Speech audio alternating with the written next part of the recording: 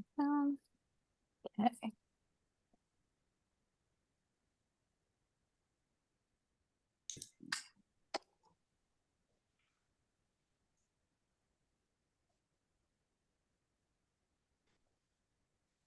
Eric, I assume you're soaking up Women's World Cup. 100%. I was talking to a few people earlier about there's the young woman who's got a American father and a South Korean mother, and she's playing for South Korea, and she came in like the 79th minute last night and became the youngest to ever play in a Women's World Cup. She just turned 16 years old. Oh, no way. No Yeah. way. Wow. My daughter was like, hold on, she's like 3 years older than me. And I was like, yeah. Yeah, So, she needs to step up, Eric. I know. Blacker. Come on, Arden. She Come on, Arden. She needs more coaching, Eric. Oh, geez. Yeah. But yeah, it's been fun to watch. Still just kind of getting started with it. Yeah, yeah. But did you hear about Bronny James? Oh, Yeah. geez. That was, how old is he? And I think he's like 20. yeah, Oh, I didn't think he was that old. Wow. Wow. Still not a good thing. no, I'm guessing it's a congenital issue. It's No. very.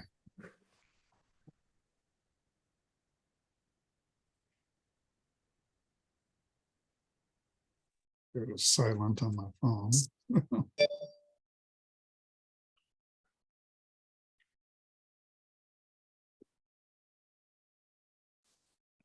12:01, but I'll wait a couple minutes here for people to join.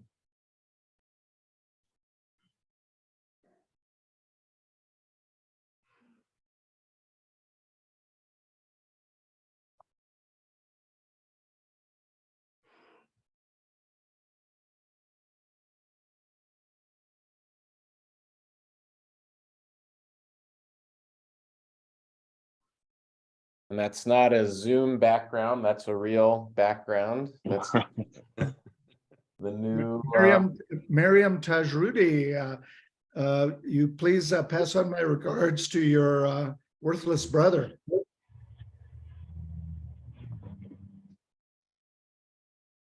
Oops, maybe she didn't hear me. Oh, Miriam Tajrudian, please pass on my regards to your worthless brother. I will. Wow, Leo, I'm not going to introduce you to any of my family members. The Tajrudians have 3 siblings that went to UC Law, and David was one of my students. I'm gonna have to send him a text right now. Oh, there you go.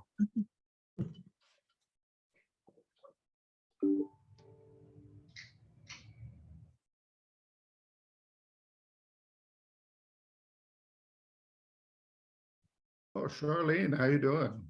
I'm doing well. How are you doing? Pretty good, pretty good. Can you hear me okay? I can, yeah. Fantastic. I unfortunately only going to be able to stay on for about 45 minutes. I have to head to a doctor's appointment after that. Yeah, I'll be on for about a half hour. We have to head over to some lawyers to deal with some personal issues here. I'm in Santa Fe. Oh, wow. New Mexico? Yes, yes. Okay, I've been there. It's a The great balloon place. fiesta It's- in Albuquerque, and we went to Oh. Santa Fe. Yeah, oh, it's a great place. Oh, Leo, let me know. I can handle any lawyerly documents that you need. I'll give you a discount. It's just a boring property stuff. Hey, I taught property. I'm sure I can handle it. There you go. There you go. If it involves a fee simple, I'm on top of it. Is it Blackacre or Whiteacre? Leo, All right. we're going next week. We'll be in Santa Fe and Los Alamos. So Yeah, it's way toastier than it usually is. It's we're in the mid 90s, which is about 10 degrees warmer than normal. it's usually a little cooler at Los Alamos, but we'll be in Santa Fe for a couple days. Speaking of All right, Los well, I think- Alamos, Tom, have you seen the Oppenheimer movie yet? I would think it would be high on your list. We're going Thursday. Yeah, I guess. Yeah. Looking forward to it. Yeah, I'm looking forward to it as well. I've skipped I- Barbie. No, you have to put them together. The only question is which one you see first. My wife and 13-year-old daughter report that Barbie was an amazing movie. Right. It was really good. I saw both on Saturday. Oh, I wow. saw Barbie first and then Oppenheimer, which Wow. was controversial, but That was a Oh, lot all of right. movie time. All right, I so think- this is a fun group, clearly, and I love it already. And no surprises, but we should get started on our agenda because it's pretty packed. So I'm going to jump right in. My name is Eric Dumbleton. I'm the Chief Development Officer here at UC Law, San Francisco. I've been with the law school coming up on 8 years this fall. They've flown by. I'm as energized now as I was 8 years ago, probably more so. Just seeing the college evolve. We have a fantastic leader and Chancellor and Dean David Fagman and Jenny Kwan, Assistant Chancellor and Dean. So just a fantastic and visionary leadership team, lots of things happening on campus. So yeah, things are quite positive and exciting here at the law school. So first, I just want to say welcome to all of our new board members and hello to our returning board members, and thank you all for your service to the law school. You are invaluable members of our team. David and others have heard me say it often, fundraising and engagement is a team sport. Yes, the Office of Advancement kind of leads the charge, but with you by our side, helping spread the word and raising money, we're a much more powerful team with all of you. So thank you for serving on both of these boards. Real quickly, I'm gonna go around my screen here and call on members of the advancement team who will just take a second to introduce themselves, and then we'll carry on with the agenda. But I'll start with Meredith Jaggard. Meredith, take it away. Hey, y'all, I'm Meredith Jaggard. I'm the executive director of the UC Law San Francisco Alumni Association. We're having some, your audio is a little bit funky. Can you hear me now? A little bit better. Let me get that fixed. Hold on. I'm gonna go to, I'll go to Hannah. hi everyone. I'm Hannah. I am on the alumni engagement team in the advancement office. I'll be working with the new governors here a lot. I act as somewhat of a liaison between the governors and the office. And you seem like a great group. I'm really excited to get to know all of you. All right, and then I'm going to go next to our, I call him our secret weapon. Some of you may not know that he's on our team, but Leo Martinez. Yes, I'm Leo Martinez. Once upon a time, I was even one of David Fagman's minions, and it seems like that's in the distant past, but good to see you all. And we got Liz Maggi. Hi, everyone. I am Liz Maggi. I am a director of development based up here in Northern California, and I mainly work with the Board of Trustees. So great to see you all. Hey, Brianna Meadows. Hi there, this is Brianna. I mostly work with the Board of Trustees, and you'll talk to me a lot about scheduling or, meeting prep committees, things like that. Nice to meet you all. Okay, one of our newest, if not our newest team member, Sarah Antonich. Hello, everyone. Good afternoon. I'm Sarah Antonich. I've been here for 3.5 months now, maybe somewhere around there. I'm the Director of Stewardship and Donor Relations, and I'm work with the Foundation Board's Stewardship Committee. And it's great to meet everyone. Thank you, Sarah. And let's see, I've got Charles Wolin. Hey, everybody. Good afternoon. I'm Charles Wolin. I'm the Assistant Director of Alumni Engagement here at UC Law on the Alumni Association. I mainly oversee all of our alumni chapters and affinity groups. We have 21 of them across the country and in various affinities as well. And then I also help Hannah and Meredith with the Alumni Association Board of Governors. Okay, Tracy Whitlock. Hi, I'm Tracy Whitlock. I am the Director of Plan Giving, and I work with the UC Law community to include gifts to the school through their estate plans. All right, thank you, Tracy. And see, I'm looking at Meredith's super cute daughter there, so I'm not sure. I think Meredith may be working still on her audio. So we'll come back to Meredith. So for now, let's move along. I'll hand it over to our board presidents for their welcomes. So Tom, you want to get us started? Oh, absolutely. Thanks. I'm Tom Getty. I'm president of the UC Law SF Foundation. We've changed the name effectively, thanks to Leo's work as the committee chair on that. And I know Tracy Holland is here and is going to introduce our new and appointed and elected and returning trustees. The Board of Trustees for the foundation has as its principal responsibility raising funds for the college. And we are an affiliate 501c3 organization affiliated with the college, and we operate under an operating agreement with the college. That's why some of our trustees are elected by our own group, and some are appointed by the board of directors at the college.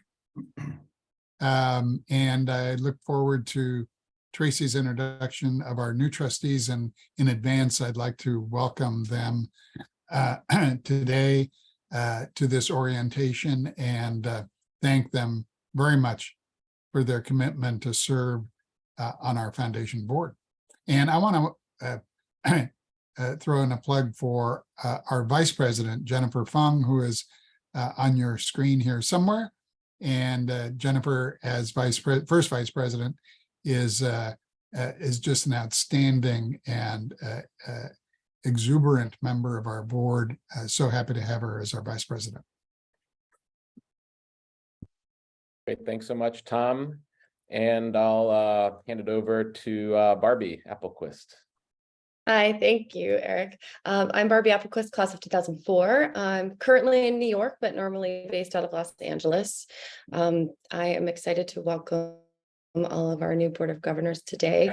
And of course, to thank the Alumni Association staff for all of the hard work that you do. And the new governors and trustees, you will get to know them very well over the coming years. I think the most important thing is the Board of Governors exists, as we like to call it, our friend raisers within the alumni community.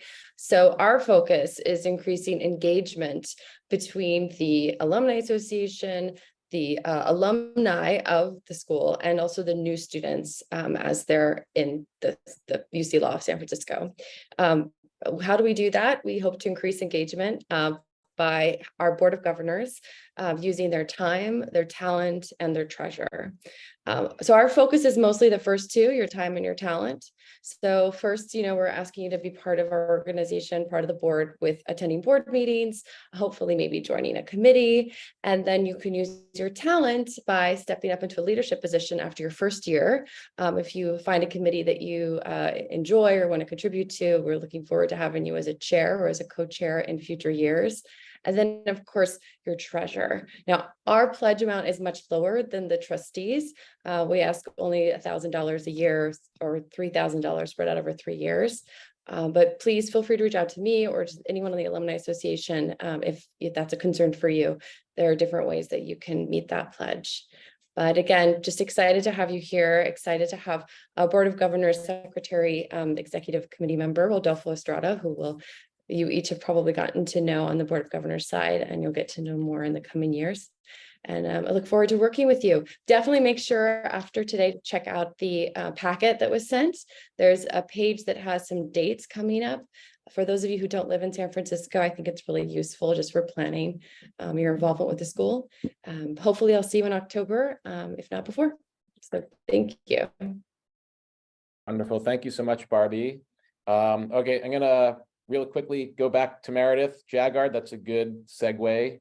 Speaking about the Alumni Association. So Meredith, take it away. Oh, we can't hear you. You're on mute now.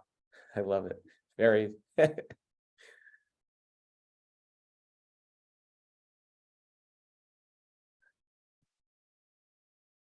Eric, why don't you just introduce Meredith for us? So Meredith actually needs no introduction, so it's quite fitting. But Meredith is the executive director of our UC Law SF Alumni Association. So she is with her team again, in partnership with the Alumni Board of Governors, drives all of our engagement strategies, establishing pathways for our alumni to reconnect and strengthen those connections. So those of you on the call, if you don't know Meredith, you'll get to know her quickly and you'll get to know her well. She's a key member of the team and a great leader. So Meredith, you're right next door. High five. Okay, so moving along, we're going to hand it over to introductions of our new board members, and I'll flip it. I'll start with the Alumni Association and hand it off to you, Rodolfo. Hey everyone, my name is Rodolfo Estrada. I'm class of 2005, and I was on the nominations committee for the Board of Governors. I think everybody has a packet that has people's bios, but I'll just do a really quick introduction, and then I'll let our new Board of Governors, if they want to say anything, they're welcome to. So our 6 new Board of Governors includes Amy, and hopefully I'm not getting your name wrong, Dupuy, class of 2017. Okay, and then she's a litigation associate at Reed Smith. Then we have Raul Gonzalez from class of 2018. He's a corporate associate at Latham & Watkins. Then we have Adam Polk, class of 2010, and he's a partner at Gerard Sharp. Then we have Miriam, and I'm probably going to get this wrong, Tashrudian, class of 2003, who's vice president and associate general counsel at Warner Brothers. And we have Christina Turplin, class of 2003 also, who's a partner and president at Theoria Law. And last but not least, we have Charlene Usher, class of 96, who is in estate planning, probate, and trust administration in her own firm. So those are our 6 Board of Governors for this year. Great group from what I've gotten in terms of getting to know them. But I was actually going to leave it open to see if any of them want to say hi or have any questions that they want to post right at this second. We can just maybe go around and just everybody can just introduce. Thank you for the introductions, Rodolfo. And then I think, yeah, maybe we'll just give each of the new members the opportunity just to say hi so we can see you and welcome you. So I'll just go down alphabetically. So Amy, class of 2017. So I've been trying really hard this year to stop identifying myself by my profession and what I do, because I usually have a spiel about the type of litigation I do. So although this audience, it feels appropriate to be like, oh, I'm a complex litigator, I'm going to tell you interesting things about me that are not legally relevant. I love tea. And I recently started running, and so I just completed my first half marathon, and I'm started training for the London Marathon. So this is like my newest obsession. So if you're a runner, I'd love to connect. But yeah, I'm a huge hot tea drinker, only not anything with ice in it. But yeah, that's me. I'm Amy, and I'm in Orange County, California. Great, awesome. I like that. Thank you, Amy. Great to meet you and welcome. And again, thank you so much for your service. Next, we have Raul Gonzalez. Is Raul here? Yeah, I'm here. Hi, everyone. Nice to meet you all. I'm very much looking forward to getting to know all of you and working with all of you. Amy, I'm actually a runner too. I've done just a couple of half marathons, but training for a full marathon, so maybe we can run together sometime. Also love cooking. I'm based in San Francisco, absolutely love the city. But yeah, looking forward to working with all of you. Great, thank you, Raul. I'm not seeing Adam on my screen. So if I'm missing you, I apologize. I Okay. think he sent the message that he wasn't going to be able to make it. Okay, great, thank you. Miriam. Hand it off to you. Hi, everyone. Yep, Miriam Tashudian. Rodolfo, you said that correctly. Class of 2003. I was actually in Christina's section, so I'm so excited to be on this board with her. We haven't really spoken much since graduation, unfortunately. Life has gotten busy. But I'm in Los Angeles. I work for Warner Brothers. I've been there for 15 years, in-house as their, I work in their interactive group, which is basically, we make video games. We make a lot of really fun and interesting video games. And what else should I say? Yep, there's 3 of us. There's 3 Tashrudians that went through Hastings. I'm the oldest. And I'm currently in London, working here for a week and then on holiday with my whole family. So if you see somebody running in here soon, it'll be one of them, surely. Very excited to be on this board and to work with everyone. Awesome, thank you, Miriam, and welcome. Thank you. Next, we have Christina Turplin, classmate. Hi, yeah, Miriam, she forgot to mention we were also roommates in law school for a Oh, while. wow. So yeah, a close connection. I'm Christina Turplin, and I am at Theoria Law, which is a law firm that we started 4 years ago. Historically was at Big Law before that. And I practice in the area of cybersecurity and online privacy issues. And just like everyone else, I'm really looking forward to getting involved with the school again. I still have to nail down the new name, so I might struggle with that on occasion. But looking forward to being part of this board. Thank you, Christina. It's been abbreviated just UC Law is kind of the trend. So it'll take some work for sure to get used to it. But I think if UC Law becomes kind of the default name, it's an easy one, rolls right off the tongue. So all right, and Charlene. Hello, everyone. Good afternoon. I wanted to acknowledge that today is the first day of the bar exam for those who know any students or graduates who are taking it. I'm so far away from that, but I still remember what it was like. So it's a pleasure to be here with all of you. I am actually expanding our practice, which is about 21 years old. We are a estate planning and trust administration practice. We're expanding into the Dallas, Texas area in 2024. So I recently relocated to the area. So I'm in the North Dallas Metroplex in Frisco, Texas. If anybody knows of any people, of course, I'm looking to expand my network here and get to know some of our alumni as well. But I'm super excited to be a part of this and to see so many people and to know we have so much robust support in the office. I haven't been to the campus in a few years. I did attend an event in Los Angeles this year, got to see David, who was on a staff as a professor when I was in law school, along with Leo. So it's just super exciting to see all the changes that are happening. I need to get back to San Francisco to really see on the ground the new campus and everything. So I'm so excited. Thank you for having me.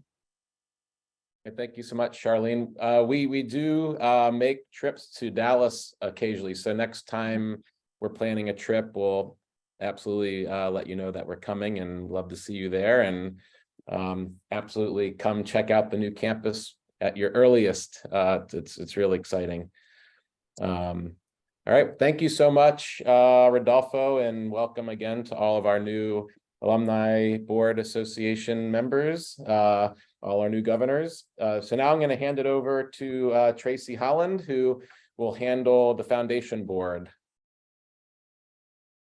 Hi, everybody. I am Tracy Jollis Holland. Hi, Charlene. Hi. I'm in Austin, by the way. So we just started an alumni chapter down there, and you should come make a visit south and see us. Okay. We have, I don't think everybody is here, all of our new trustees, but I do see our first one on the list, Tom Bevilacqua, class of 81, who is due congratulations for, he just retired in December. He had a long and illustrious career doing big firm work in at Oric and at Brobeck, and then transitioned into the financial and venture capital markets, and for the rest of his career was in VC and technology. And I'll let him give you a few more details about that when he introduces himself. Next, Marilyn Klinger, whom I don't think is here today. Marilyn, are you here? Yeah, I don't see her. Okay. Marilyn is between LA and San Francisco. She's the managing partner of SMTD Law. Mostly construction, all kinds of construction law matters, and from litigation to enforcement to liens to everything. She is class of 78, I believe, and then undergrad at Santa Clara. I am thrilled and delighted and honored to welcome back Rob Saul, also class of 78, and I see you, Rob. Hi. Rob was the president of the Board of Trustees when I was a new trustee. That was a long time ago, but Rob is also down in Southern California and is a guru in everything having to do with legal malpractice and ethics. And we have had the good fortune of having him conduct a couple of CLEs for us at our meetings on occasion. And so I've already put a pitch in for that to happen again. Rob, thank you for rejoining us. I'm looking forward to it and happy to be back. Thanks, Rob. Oh, and I should mention the name of Rob's firm is Saul Spencer. But again, I'm going to let you guys do a little embellishment. Roland Tellis, class of 96, with Charlene. He is a chair at Barron and Budd, which is also in LA, and he works for the class action practice group. And many thanks to Paulina do Amaral for getting Roland on board. Again, I'm not quite sure if he's here. Roland, no. Okay, before joining Barron and Budd, Roland was at Bingham McCutcheon and Millbank Tweed, and has always done complex litigation until he focused on class actions. He is class of 96 and undergrad at UCLA. Dan is here, Dan Vermillion, class of 2009. And he is from one of our Hawaii alums who has joined the Board of Trustees, along with George Hetherington and Harvey Lung. Dan is a wills and trusts and estates lawyer and is the secretary of the Hawaii Estate Planning Council and has also taught as an adjunct professor. Dan, since you're here, I will let you also make an introduction. That's it for our new trustees. And Eric, do you want to go around the That sounds great. Yeah, I'll go back to the top. So Tom, welcome. Great to have you on board, and please feel free to introduce yourself and say a few words. You're on mute.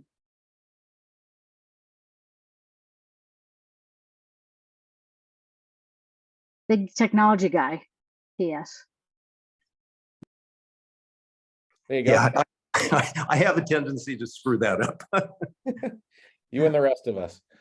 Anyway, just starting to say, I'm happy to be here. I really haven't stayed in contact with Hastings since I graduated back in '81, so it's been a long time. So I'm looking forward to doing whatever I can to help.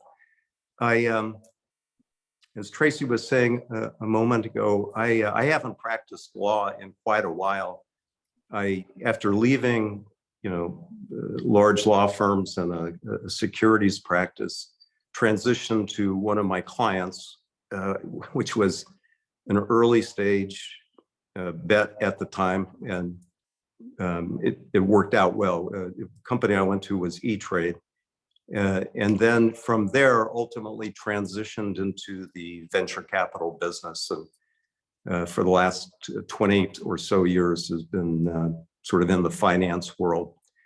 I have managed to raise a fair bit of money for, now this is for venture funds, not for nonprofits, but I am pretty familiar with at least the money raising process.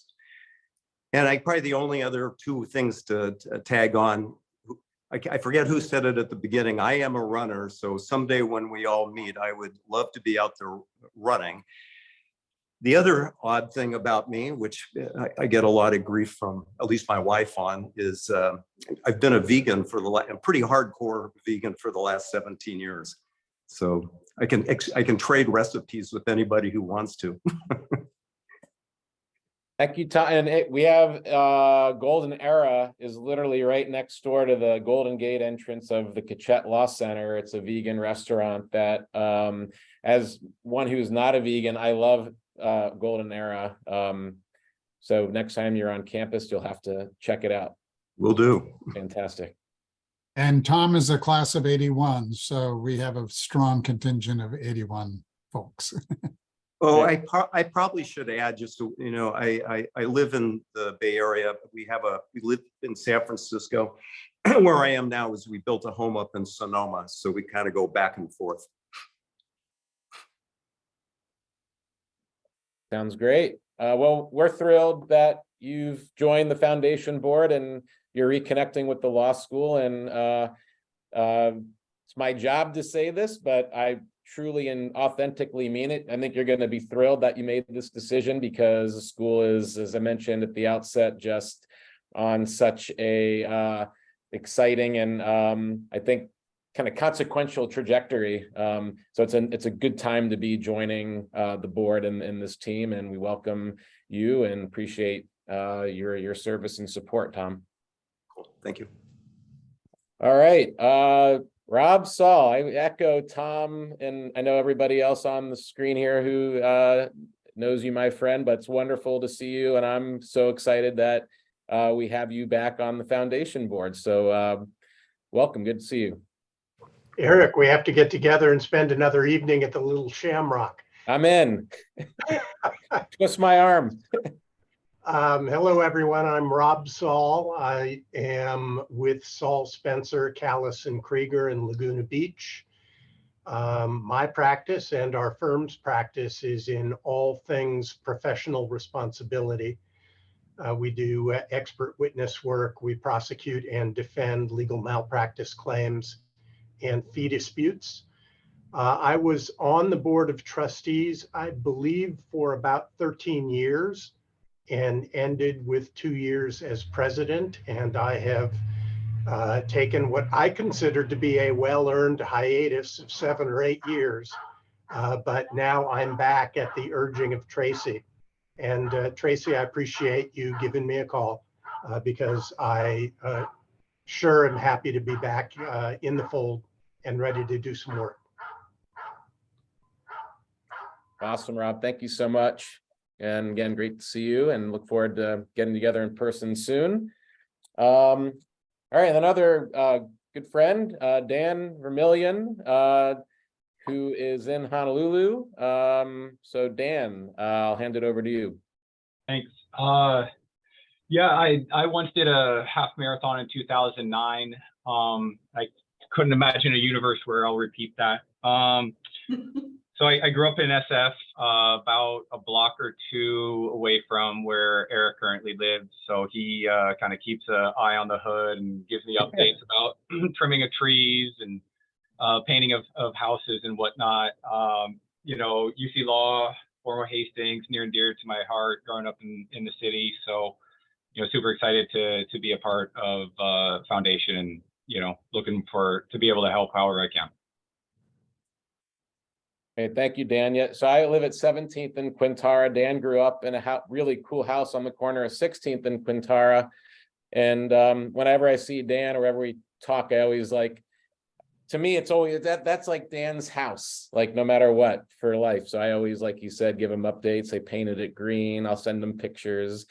So that was kind of a wild thing that we discovered when we first met. So well, Dan, welcome and thank you for everything that you've done previously, and for joining the board. We're excited to have you.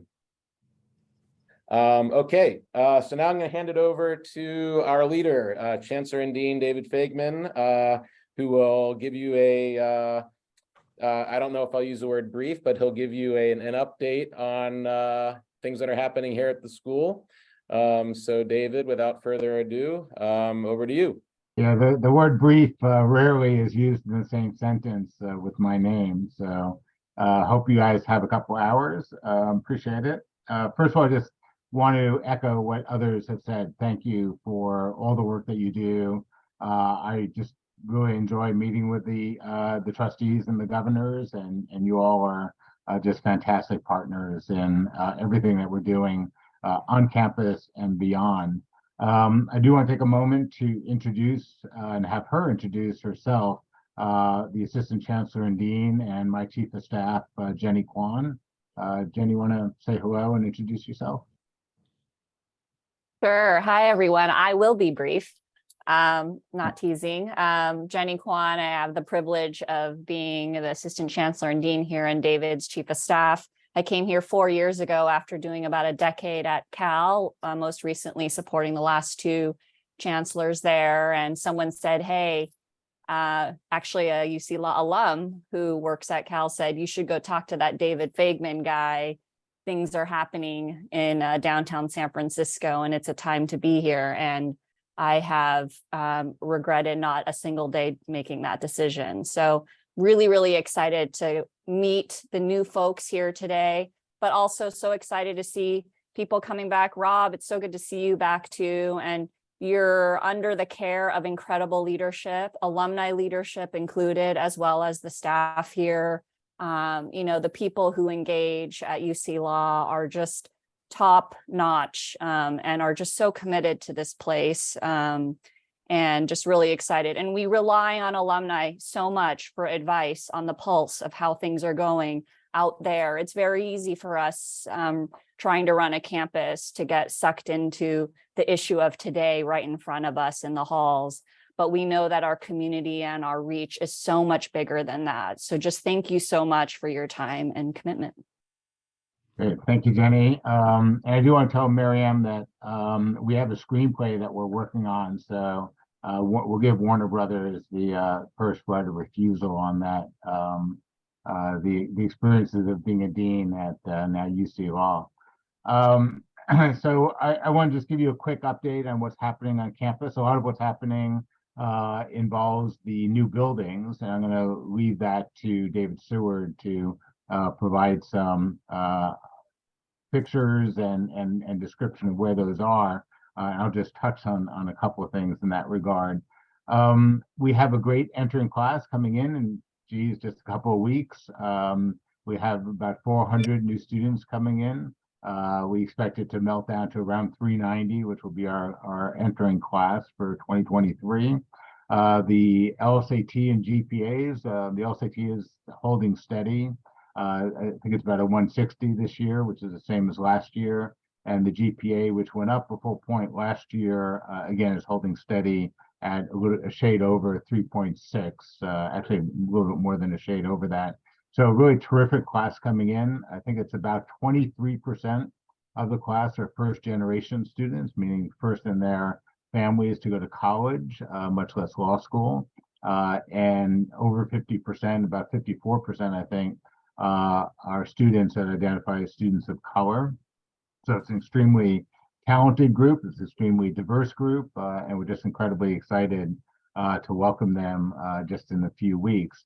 And I'm sure that they're quite excited to get here. You know, I like to describe what we do here as a big tent. And I don't know that there's a better way to describe this. You know, the fact of the matter is we prepare lawyers to be great advocates. And I don't care whether you're on the liberal side of the spectrum or the conservative side of the spectrum. If you are interested in indigenous law issues, or you're interested in business or tax, you come to UC Law San Francisco, and you're going to get a great education, and you're going to be surrounded by great opportunities in terms of judicial externships, externships in corporate law offices, and so forth.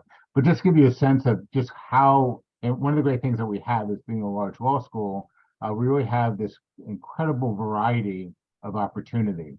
And I don't think anything captures that quite as well as all the centers. So let me just kind of list the centers that we have now at UC Law, which are much broader and deeper than most of you will have experienced. We have the Center for Business Law, we have the Institute for Criminal Justice, we have the Center for East Asian Legal Studies, we have the Indigenous Law Center, we have the International Development Law Center, the Center for Gender and Refugee Studies, which is well known and nationally recognized, the Center for Innovation, which is run by Robin Feldman, the Center for Negotiation and Dispute Resolution, the Center for Racial and Economic Justice, LexLab, which is our tech law tech intersection. We have the Center for Litigation and the Courts. We have the Center for Race, Immigration, Citizenship, and Equality. The Center for Work-Life Law, Joan Williams' incredible shop. The Center for Social Justice. Of course, the UCSF, UC Law Consortium on Law, Science, and Health Policy, and the Center on Tax Law. I don't know that anything could quite describe, just how varied, how deep, how broad the education that we offer, what it looks like. And then we have just incredible faculty. I know many of you are familiar with the 65 Club back in the day, and I would say that our faculty today is really second to none, including some of the great scholars that were part of the 65 Club. And we have two new lateral rank faculty coming in this year, Christina Konigsor, who is coming to us from the University of Utah, and Emily Strauss, who's coming to us from Duke University. And so we just feel like there's incredible momentum at the school. Everything is going extremely well. We do have challenges surrounding us with San Francisco, and everywhere I go these days. I've been in recently Denver, Philadelphia, LA, Orange County, and everybody raises the question, what about San Francisco? San Francisco is getting all this terrible publicity. And it's true, there are some issues going on in terms of vacancies downtown and challenges that San Francisco post-pandemic is facing, but no greater than any other of the great cities in the United States, whether it's New York, St. Louis, Dallas, LA, and so forth. So I always think that San Francisco is going to rebound, as it always does and always has, from way back from the early 20th century earthquake. And I also like to say that you may know this, at the top 10 AI firms, artificial intelligence firms, 7 of them are in San Francisco proper. And most of them are actually just a few blocks from our campus in Hayes Valley. And so I like to joke, it's probably not that funny, that when AI takes over the world and we become extinct, San Francisco will actually be the center of the AI universe. So we guess we can't look forward to that, but that may be our future. So more seriously, I do think that we are at the center of where AI is going. I think that we're going to take advantage of that. I like to tell our students that this is an opportunity for you to lean in to what the world's going to look like, and to be at the threshold of what may be a true revolution in the way law is practiced, and the way human existence really deals with these new technologies. I think is actually an exciting time. It's not something to worry about in terms of what our profession is going to look like. It's really an opportunity to redefine our profession and for our law school to be at the vanguard of making that happen as we go forward. So I'm going to leave it there, and I'll obviously be around to help answer questions. And it'll be my pleasure and my honor to hand it off to David Seward, our CFO, and truly a force behind the renovations that are going on campus. And he's a true wizard in Sacramento And we've gotten tremendous support over the years from the state of California. And much of that really is owed to the work that David Stewart has done in Sacramento, working with the governor's office, the Department of Finance, as well as the legislature. So David. Thank you very much, folks. Well, welcome to the new governors and trustees, and I'm going to share my screen, God willing, and just give a brief overview of where we're at with the academic village and some of the construction projects. So, as many of you know, we've been embarked on a multi-year effort to really renew the campus and doing it in such a way as to both address core institutional needs like clean buildings, safe buildings, seismically upgrading buildings, but also to fulfill a broader need to create this academic village that will sort of transform the school as well as heighten our institutional prominence, not just in the Bay Area, but also the entire state of California. So I'm just going to go through a few of these images. It won't be too long, but please feel free to jump in with any questions.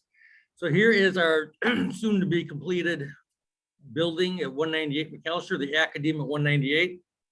It is has this temporary certificate of occupancy. It is slated to be occupied starting in August 4th with the move-ins. And it is a beautiful building.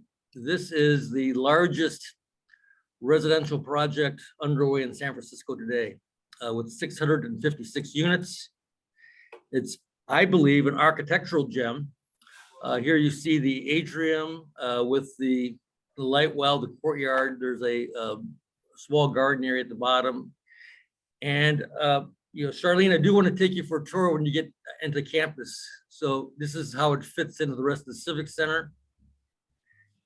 Again, you can see it juxtaposed against the Hastings Golden Gate frontage, the parking garage completed in 2009. The Joe Kachette Law Center, the Kachette Law Center done in 2020. Kane Hall at 200 McAllister, significantly, substantially remodeled during the pandemic. And the 333 building, the 198 building, contain the housing and the academic space. So some more views. And again, what makes the academic village work is a combination of sort of who we are, a state entity independent of the University of California, but affiliated with it, a separate Budget Act line item that allows us direct access to Sacramento, a board of directors that has the constitutional authorities analogous to the Regents of the University of California, important when coming to matters of development. Our next nut to crack is a renovation of our existing housing facility at 100 McAllister. A beautiful building, but sorely in need of repair, primarily seismic upgrade. By virtue of by virtue of the institution's prominence and credibility in Sacramento, we received the largest state appropriation ever in the college's history, a $90 million grant from California, the state of California, to help fund, I stress the word help fund, a complete upgrade of the building. We'll be tackling in two phases. The first phase will be a seismic upgrade, and that's where we will deploy the cash that the state has provided to take care of that element, and then we'll go in and remodel the units. Another view, and credit to David Fagman, who was really quite instrumental in some of the architectural decisions of the 198 building. We made a conscious decision when we were considering the cladding of 198, whether to sort of honor the Civic Center with the Beaux-Arts classical, neoclassical architecture, or sort of complement the Tenderloin with this more masonry and brick. So we picked the cladding to sort of complement the tower, and I think it really worked out well from an architectural standpoint. It's very fitting. And here we flip back to the 198, the Academe. Again, this is a 7th floor lounge. That'll be 24-hour access for the entire campus. It's quite remarkable. It has a common kitchen, video room, lounge. The view. So, in terms of where we're going, I think the trajectory of the school is incredibly positive. This is probably speaks more for the lack of development in San Francisco, but us and UCSF are the only people in San Francisco who are actually engaged in large scale development projects. UCSF redoing the Parnassus Heights campus. But it is prime real estate. Yes, there are issues in the Tenderloin. There have always been issues in the Tenderloin. They're worse now than they were in the past. I think that will transition to a more sustainable situation. A lot of people are working very diligently on it. And then I want to wrap up at just our next opportunity is the school has site control over the property at Local 2. So these buildings where I'm moving my cursor, we have an option agreement to develop that property in partnership with Local 2. And Local 2 represents in the Bay Area, hotel workers, restaurant workers. In Nevada, they represent casino workers. So they're a very solid partner, and we're looking at ways of using this real estate to expand the academic village concept. And so with that, I think we'll just take any questions. And I'll just remind everybody that we are having a ribbon cutting at 4 p.m. on October 12th. We have invited the governor, the lieutenant governor, the attorney general of the state, as well as other elected officials. The governor, lieutenant governor have asked us to come back and ask in August when their calendars are a little bit more set. And the attorney general, Rob Bonta, has already accepted our invitation. And we're also hoping that Mayor Breed will join us. But it should be quite the celebration, and you'll have the opportunity to walk around and see what is truly a spectacular building. And it's just going to be a great party. Thanks, David and David. And now we have time for Q&A. So any questions about the academic village, anything you've heard, anything on your mind that we haven't touched on? So we have open floor for a little while. And I also want to mention David Fagman, thank you for mentioning the ribbon cutting. Meredith dropped the RSVP link in the chat box. So if you're ready to RSVP, you can do so right now. But if you want to raise a virtual hand, or it's a small enough group, just jump in. But you've got the Chancellor and Dean and the CFO here ready to take your questions.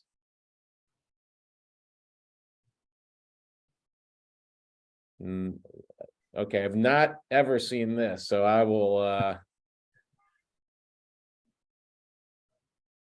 pause for another minute. David and David, you must have your pitches down. No questions. I think there we go. Okay. Yeah. I think we need fresh material. Yeah, I felt bad for you there, Eric. Thank you. Dean Fagman, remind me again, what was the financing of the new 198 building? And I think I can't remember if there was a construction loan, and now we're going to refinance, and the plan to have rents pay for the financing. I just couldn't remember what it was. So I'll let David clean up any errors I make, but we did tax exempt bond financing that is project based. So the project is the foundation for that. We borrowed $362 million to build that project, and that money would be paid back over, I think, 35 years, David. Yeah. And we did that in September 2020. So right in the thick of the pandemic, and you may all remember that the bond market seized up earlier that spring and summer because of the pandemic. And we went to market with a good deal of butterflies in our stomachs as to whether anybody would buy the bonds, and we ended up getting $1.2 billion in proposals for the bonds or asked for it. David wouldn't let me accept the 1.2 billion. He said something about having to pay it back, which I didn't understand the details of that, but that's why I have a CFO. And so that's all based on the project, and the rents will satisfy that indebtedness. And just to remind you, 333 was paid for by the state. They gave us $55 million, and they actually did the work, in tandem with us to build that building. And then, as David pointed out, we've received 90 million as a down payment on the tower. We also raised 5 million, Eric and his group, to build the quad and the sky bridge that connects the 200 building to the 333 building. So it's been very much a partnership with our alumni, with the state of California, and then with the bond financing. And being a public university, we get the benefit of the bond financing that's tax exempt. And our interest rates are right around 5% fixed. Tom? Yep. Sure. I know the college has just been fantastic on giving tours of the new facilities. David Seward and the advancement office have coordinated those, I know, in the past. What should new trustees and governors do when they come to San Francisco and have that opportunity to get a tour? Who should they talk to? You can contact me or Meredith, anybody on the advancement team. But just to kind of make things simple, you can just contact me or Meredith, and we'll be more than happy to show an individual, a group of people throughout the campus. Many people haven't been in the Kitchett Law Center, so we got a lot to show off and showcase. So thanks for the question, Tom. And yeah, we are always open, and an open invitation for folks to come check things out. And shortly, you won't need a hard hat. In fact, I think probably by the end of this week, you won't need a hard hat.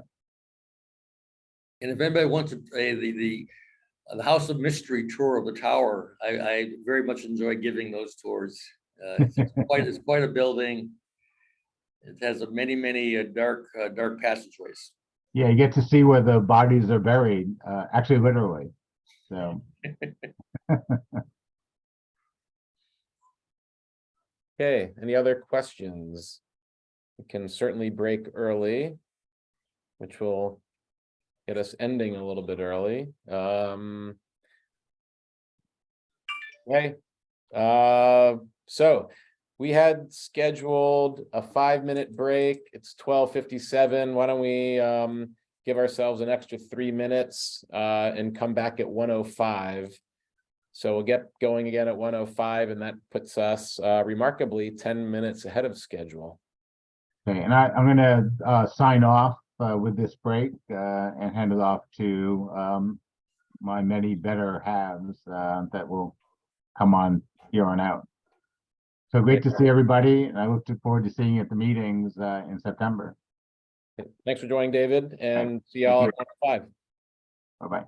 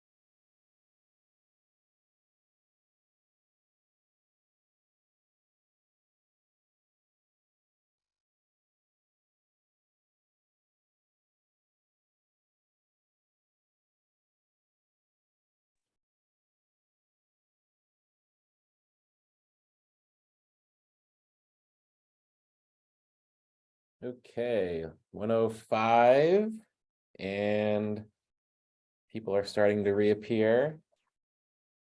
Hey, Eric. Yes. It just occurred to me that you might want to mention Robin, who wasn't here to introduce herself, but maybe given that the trustees will be working with her. Absolutely. And I didn't introduce our operations team. I was just looking on my screen. All right, so before I hand it over to Laura Wilson Youngblood, as those of you that we lost, Miriam and Charlene had to jump. I think everybody else is still with us. So we went around at the very beginning, and everybody who's on the advancement team on the call introduced themselves. We have a few who aren't on the call. Robin Drysdale, many of you know, is a senior director of development in Southern California. And so she focuses her efforts primarily in that region, which is a big one for us, but then she also travels to the East Coast. And then I'll also mention really quickly, Andrew Ta and Charlie Leung. Andrew oversees our operations team, and they manage our database. They do all of our gift processing. They do invoices and budget items. So a very important part of the team, particularly on the gift processing and gift reporting side. So Tracy, thank you for pointing that out.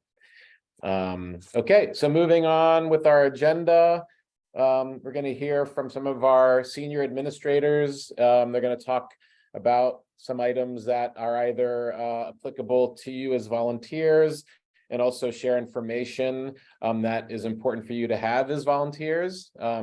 So without further ado, I'll hand it over to our Deputy General Counsel, Laura Wilson Youngblood, who's going to talk about our code of conduct. Laura. Hi, everyone. Thanks, Eric.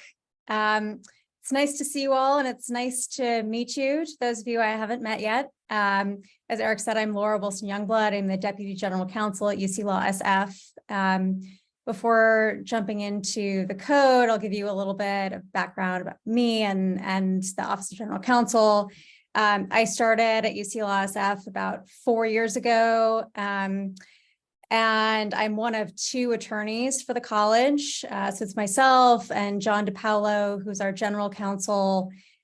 John is also secretary to the board of directors of the college. So what that means is that our office handles a lot of board governance matters for the college, in addition to advising on legal matters and reporting to the board of directors on legal issues. Also say relevant to this group, we are the attorneys for the college. So we do not represent the foundation or the board of governors. We are here as an informational resource, and we do provide some advice to the extent consistent with our representation of the college. And so I look forward to working with you going forward. So now jumping over to our code of ethics and conduct. You can see from the packet, this code was adopted by the board of directors in June of 2005. So it's been around for a long time. We're in the process of updating it now. So you will see a revised code at some point in the next few months. But for now, I'll give you an overview of this code. The general principles will apply in the update as well. So the Code of Ethics and Conduct formally applies to the Board of Trustees for the foundation bylaws. And it's good guidance for the Board of Governors as well. Essentially, it requires that board members conduct themselves in good faith and in a manner reasonably believed to be in the best interest of the college. Members of boards hold positions of public trust and act in a fiduciary capacity. They must disclose potential conflicts of interest, take steps to resolve the conflict, and recuse themselves from involvement in decisions where they have a conflict. Additionally, board members cannot receive or solicit anything of value in return for influencing or exercising discretion in a particular way on any matter regarding the college. Board members cannot misuse college resources or improperly convert or disclose records, accounts, or data. Additionally, board members must not use their positions to intimidate or exact personal favors or other things of value from employees. So to some, members of the boards should serve in compliance with applicable law and with high ethical and moral standards.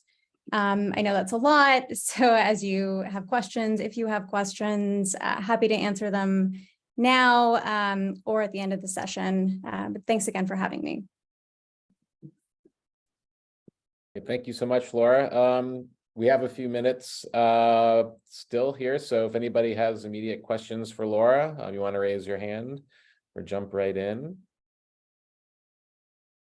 Okay, seeing no hands. Okay, sure.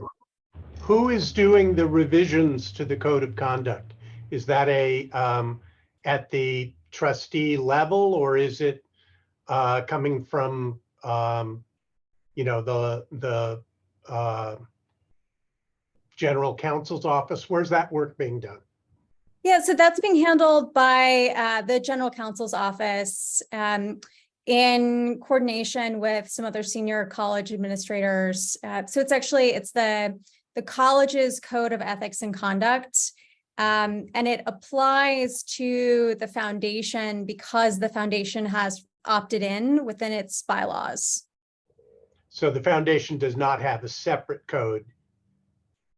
That's right. Yeah. And Tom, I believe there's been some conversation about the foundation adopting a code of ethics or including in its bylaws revisions some additional terms or guidance, but that's to be determined.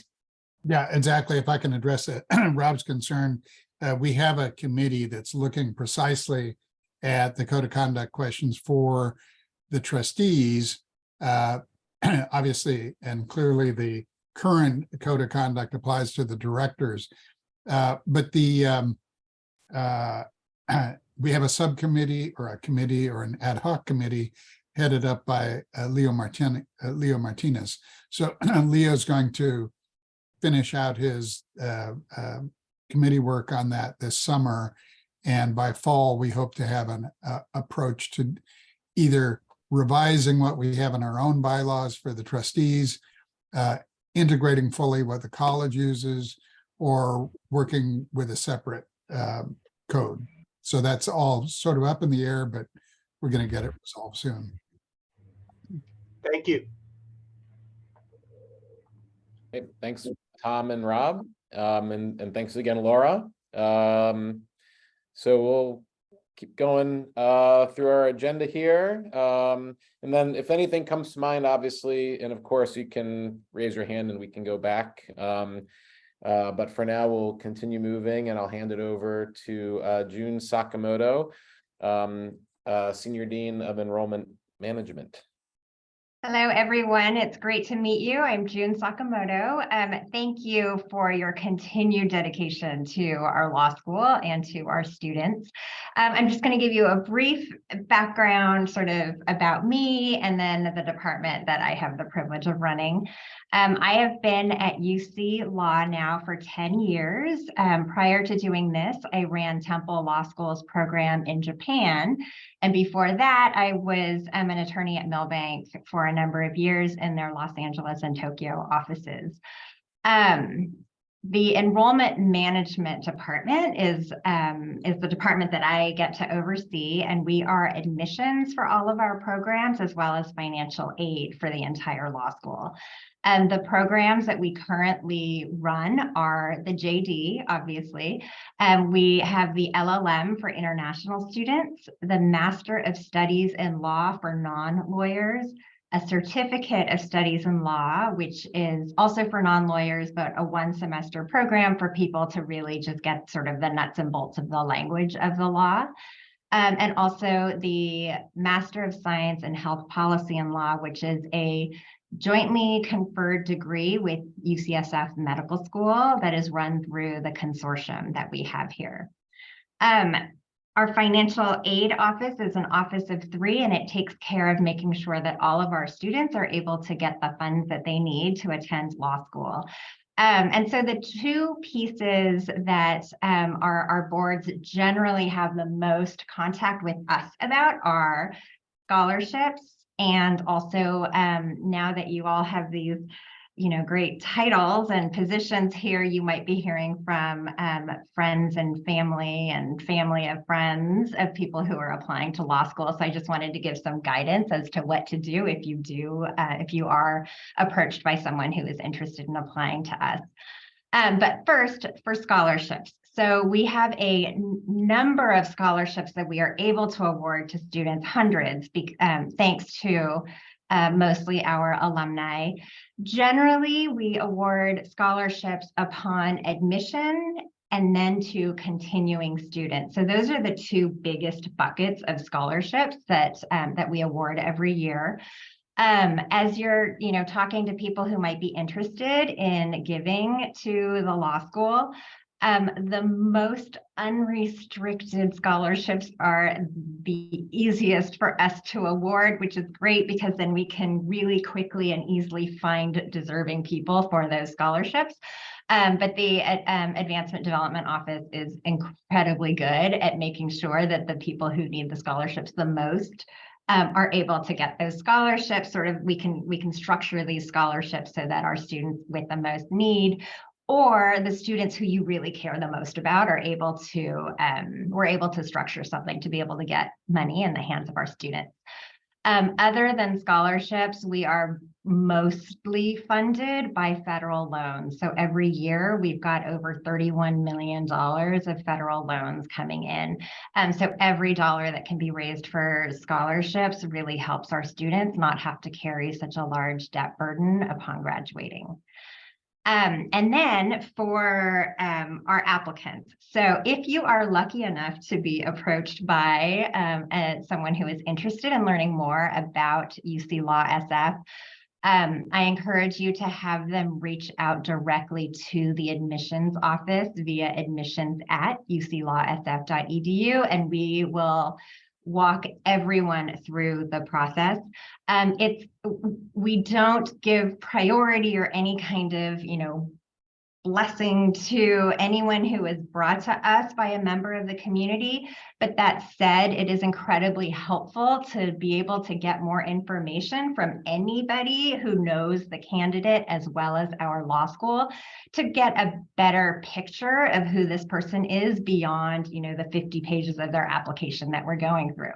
So if you are inclined and if you know the applicant personally, send an email to me at sakamoto.j@uclawsf, just letting me know that you have a great person who you know personally, who you think would be an excellent lawyer and an excellent community member at the law school. And that kind of information is very helpful to me.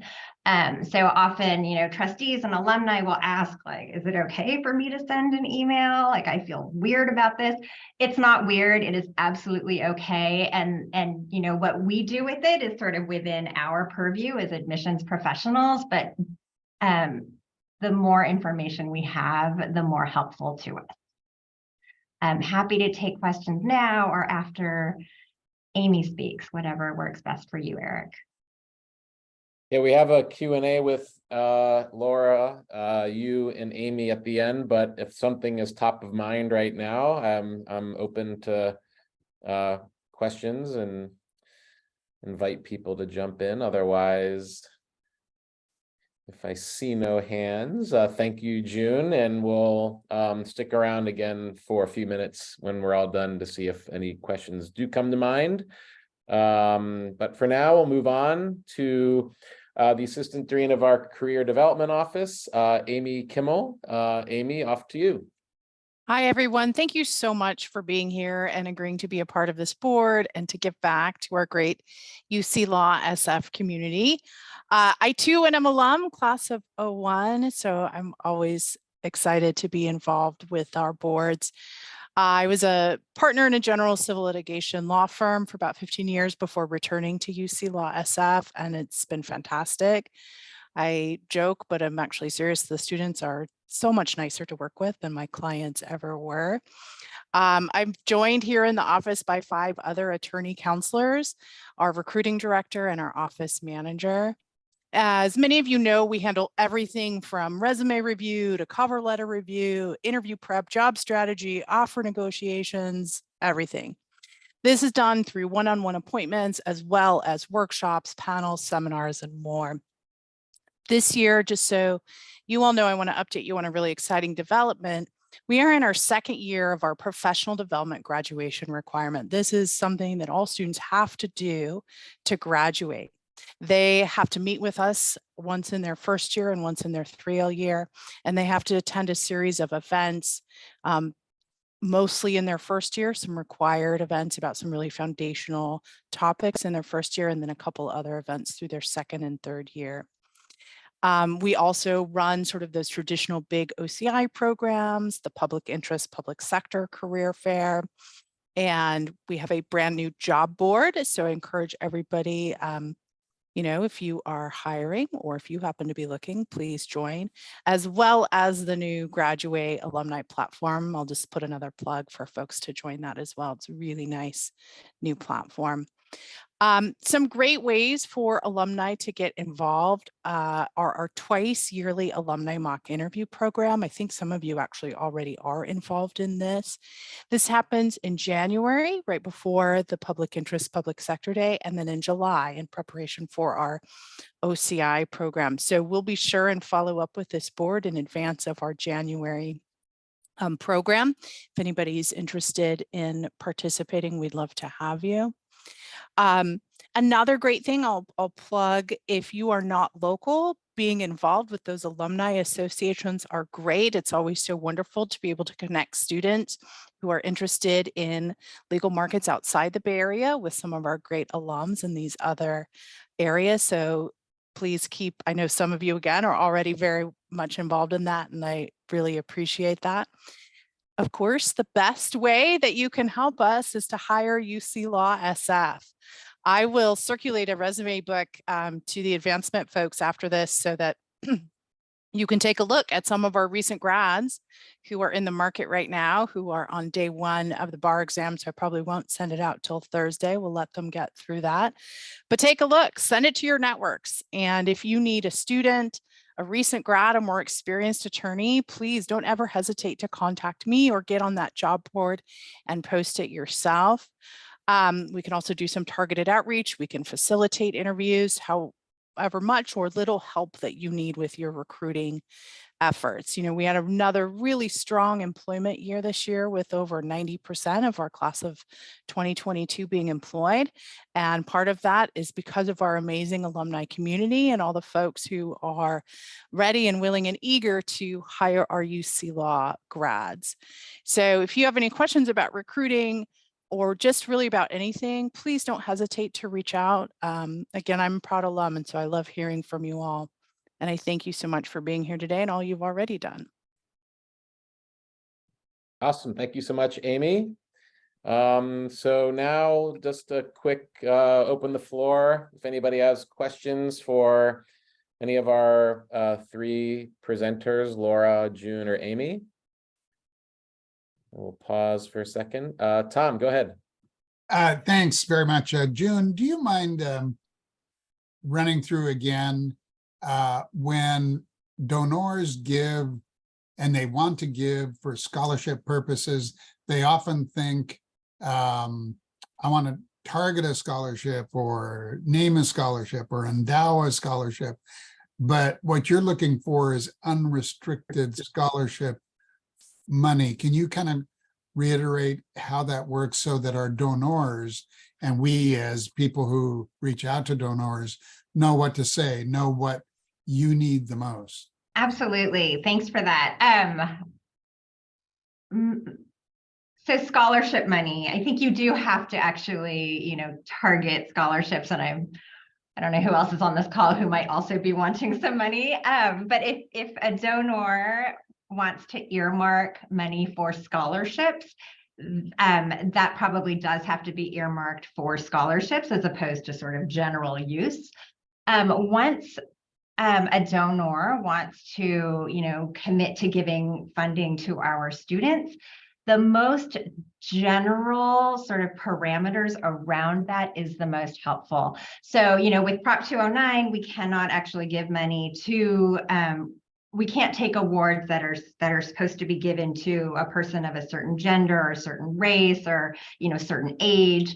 It has to be more general than that. It has to be students, but it could be, students in XYZ student org or moot court. It could be, an adult student with children. The more targeted and specific those parameters are, though, the harder it is to, one, find people who fit within those parameters. And also it's sort of harder to give away at the times that we're able to sort of give the most money away, which is admission and during our continuing student scholarship process during the fall semester for 2Ls and 3Ls. So you can absolutely name a scholarship after yourself, which is great because I think it makes a personal connection with the student and the alumni. But to the extent it can just say 2 scholarships of, worthy students, deserving students. It could be even, students with high need. We can absolutely match people with high need. But any more tailored than that, it's hard for us to find people within those timeframes that we have. Thanks very much, June. Good question, Tom. As the Chief Development Officer, I love that question. I'll just add a little bit more. And we work with June often on these sorts of things because we're kind of in the middle, and we behave in a way that the term that we use is donor-centric. So being donor-centric means listening to what the donor wants to accomplish with their philanthropy. So we don't say no or, shut a donor's, intention or desires down. But what we'll do is go to June and say, okay, I have a donor who wants to establish a scholarship, and here are the parameters. And then June will, let us know what's going to be really difficult to award that scholarship because it's just too restrictive. So we'll go back to the donor, and there's a lot of ways around that. You can talk to the donor and ease those criteria. You can, I don't know if June likes this one as much, you can also do kind of like an if-then equation. So if no students meet, then you kind of broaden up a little bit as you move along. But in any event, so that's kind of how the process works from the fundraising side. But just to emphasize and really drive home the fact that we work closely with June and her team to make sure that donors are making gifts that will be able to have the impact that they want to have. And then just to the amounts, I'll just throw them out there. So to establish a named current use scholarship is a $25,000 commitment minimum, and all of these gifts can be pledged over a 5-year period, so that'd be $5,000 a year for 5 years. And current use means we get it and we spend it. An endowed fund minimum is $100,000, and that is an endowed fund is the principal or the corpus is not spent, but rather the interest that is earned on that once it's invested, it produces a payout. The payout is used for the award. The beauty of an endowed fund is that it exists and generates an award in perpetuity. So that's a little bit more on scholarships. And thanks again, Tom, for the question. Well, I raise it in part because we as trustees expect our own trustees to give some annual giving that is, quote, unrestricted. Right. Quote. And that's unrestricted to the college as a whole and not necessarily to scholarship. Now, some of it may well go to scholarship because it is unrestricted, but our own trustees understand that when their obligation is to give unrestricted, it's for the college's needs, wherever the college needs to put those needs. But when we're cultivating donors and a donor is very interested in scholarship, then we need to educate ourselves as trustees how to cultivate that donor into saying, if you want to give it as a scholarship, that's great.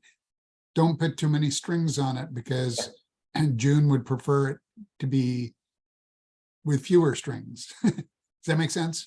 Yeah, no, I think that it's a great question, and you're absolutely right. You know, we want you and all the other members of our volunteer army who are out there to be able to speak with potential supporters in a way that is both informed and aligns with what, you know, would be the greatest, you know, impact for different areas, and in this case, you know, June and her team. And I'd just say, like, it's a tremendous impact, scholarship support. It has kind of a an array of benefits. One is that it helps us attract and enroll higher achieving students and more diverse students. It helps us retain those students. And then the thing that we probably should be talking more about is it reduces the indebtedness of our students. You know, and so if we can reduce our students' debt load by any number, you know, that is incredibly important and something that we should, you know, strive to do to the greatest extent possible. So, yeah. Okay, any other questions for Amy, Laura, or June?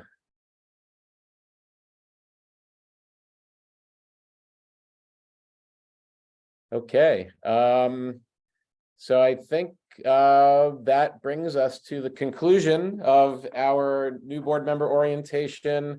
I'll just wrap up by again thanking all of our new members. We're excited to welcome you to either the Alumni Association or Foundation boards. Excited to see you in October. And also thanks to our existing leaders of our boards and all our returning members who are on the call today, to the advancement team, and also to our colleagues around campus for joining us today and participating.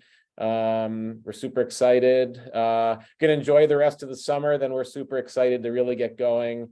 And then one last, you know, thing again, anybody wants to come to campus and take a look around, take a tour, just contact us, let us know. We'd love to see you and love to show you around. So hope everybody enjoys the rest of their summer, and we'll look forward to seeing you in the fall. And have a great day. Thanks, Thanks, everyone. everybody. Bye-bye.